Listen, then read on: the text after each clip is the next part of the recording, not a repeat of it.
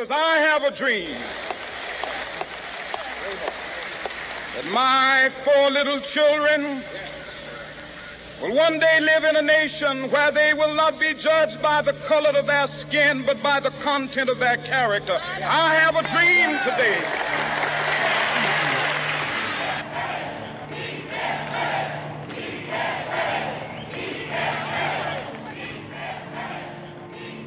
Long Beach is a wonderful little city.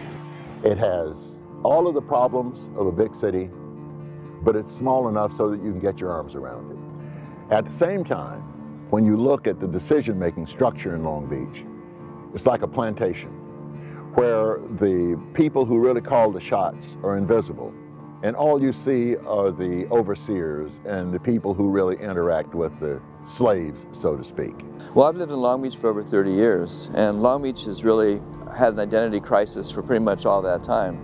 It's sort of torn between having a very strong, dynamic, port-related, port-oriented business culture and having one of the most diverse populations, if not the most diverse, in the country, and trying to figure out how to deal with all these diverse groups of people in a way that builds for a healthy population. But it has been a constant power struggle, and the forces of people working for change that will improve their neighborhoods are always counter to the business interests that are trying to develop profit and grow the port and expand, the tourist economy of Long Beach.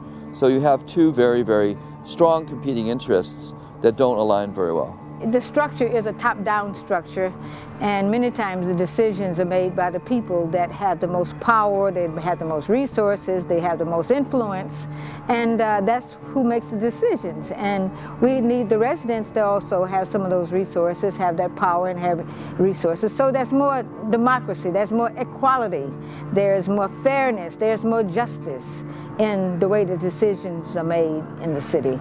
And so organizing provides a vehicle for that to happen and for it to have a democracy where all the residents benefit equally and fairly from the resources of the city. So the reason the California Endowment decided to fund the Advanced Organizing Institute was because we recognize that the way that change has often happened in the city of Long Beach has been because of decision makers making decisions, but it often hasn't involved the voices of residents and community members that live in the communities that we care about. And so the goal of the Advanced Organizing Institute is really to increase the involvement of residents in the decision making process and in having a voice in what the policies and systems are that affect their lives. This is ridiculous. What did we fight so hard for in the 60s and 70s if it wasn't to create a change? If it wasn't to enable people to step up? And that's why the Organizing Institute is important. But you're only stopping out embers if you don't go to the crux of the matter, if you don't go to City Hall, if you don't go to the decision makers. And the only way that's going to happen is if we have a cadre, a group, a multitude of people that are committed to the city of Long Beach, committed to action, committed to change. The need that the Advanced Organizing Institute fills is the development of community-based leadership, mostly young people, imbuing them with the skills, abilities, and knowledge that they will then take with their communities to make change in key areas: air pollution, neighborhood development, housing reform, making sure that resources are equally divided. That's key to what the Advanced Organizing Institute seeks to accomplish. The need for the organizers was really based on the culture of Long Beach, which all 4 of us see as a go-along to get-along culture. And in a go-along to get-along culture, you never have anything creative. You're always reactive and never initiating anything. And so what we felt was that there needs to be a cadre of people who will speak the truth that they see. And in speaking the truth that they see, they will inform people as to what is going on. This is no time to engage in the luxury of cooling off or to take the tranquilizing drug of gradualism. But not only that, now is the time to make real the promises of democracy.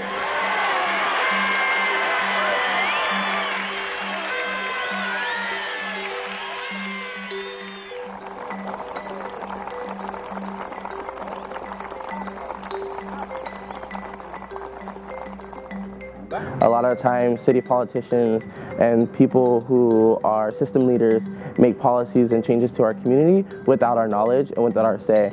So I feel that there needs to be community organizing so that all of us as residents can really take a stand to these people of power and really change these policies for the good for us rather than them changing it for us. I'm able to help provide the support and let them know that, you know, they're the leaders at the end of the day. They're the leaders, the ones that's going to really make the big impact.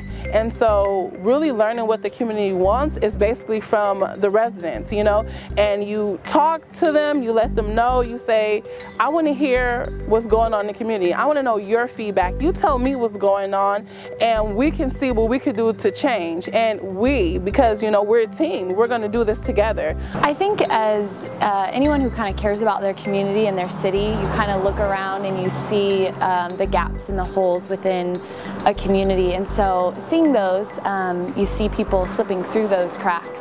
And so I think, you know, really that's kind of why I joined the Institute, was because I wanted to kind of move more from a place of doing things for people and doing things with people. And I think a lot of social services focus on the for instead of the with. And so I think that's really transformative when you really focus on the more structural things that are wrong with a city or that just aren't equitable to all people. All I carried with me, you know, before joining the Institute in the beginning was that this principle of serving my community, serving the people, the most oppressed and most exploited people.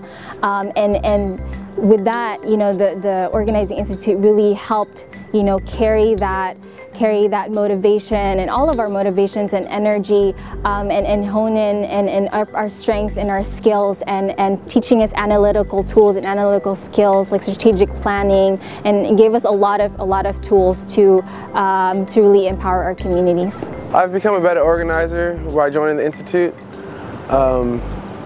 Just going over strategic planning, knowing how to set and reach goals.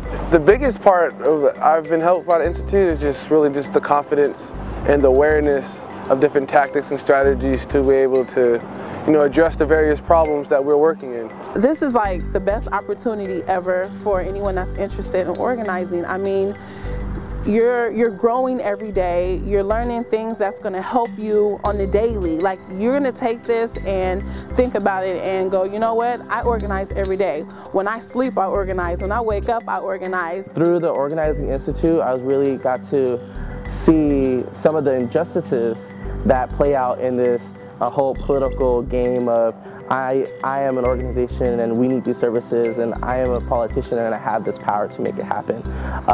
So through all the techniques and the tools that are in my toolbox as an organizer now, I really get to use those to really make sustainable changes within my community that are really coming from the community. So it's a community-driven process, and I'm really honored to have been a part of this. Organizers are extremely important, especially in Long Beach, because of all the different issues that are around our community.